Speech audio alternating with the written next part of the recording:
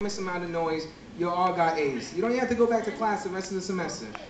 How much noise did you make? Let's go. Make noise like that. Whoa! Noise.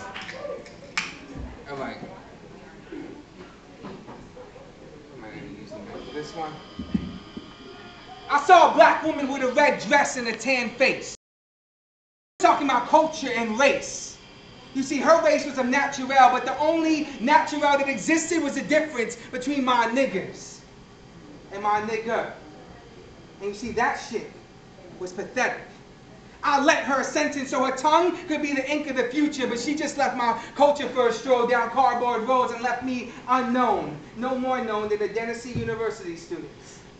See, she wasn't prepared for the instituted influence our generational audience needed. We is pledging allegiance with fuck yous and bitch asses before we learn our ABCs, our stars and stripes bleed rainbows, and nigga please is not an accurate response. Yeah.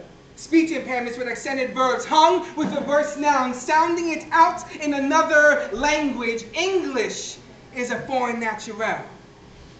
Comprende?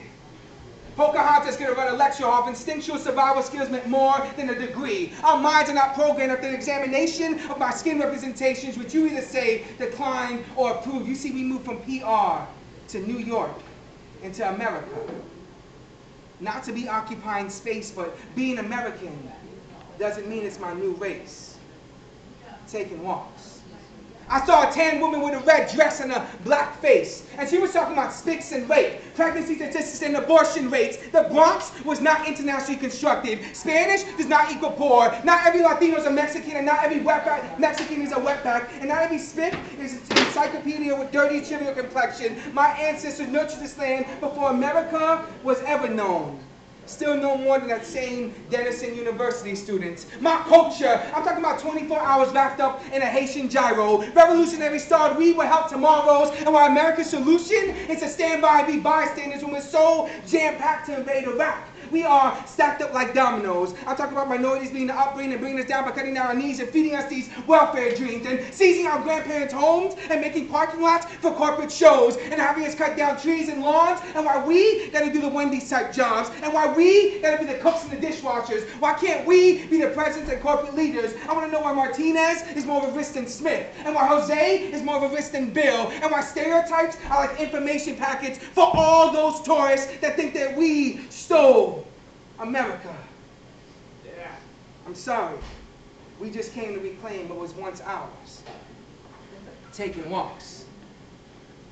I saw a black woman with a red dress and a tan white face. And she said Africa comes before America.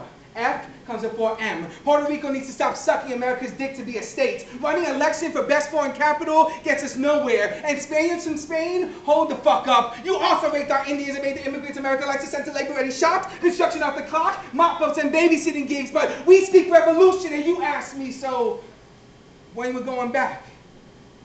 You see, we'll go back when independence is not dependent upon the convenience of politicians and government. But you look at me dumbfounded and ask me, so when you're going back? You see, we'll go back when Europeans take back disease and Africa is actually allowed to control Africa. So to be true, find your own way home. But if you want to take a walk with me, you need to first tell me what your favorite color is. Thank you.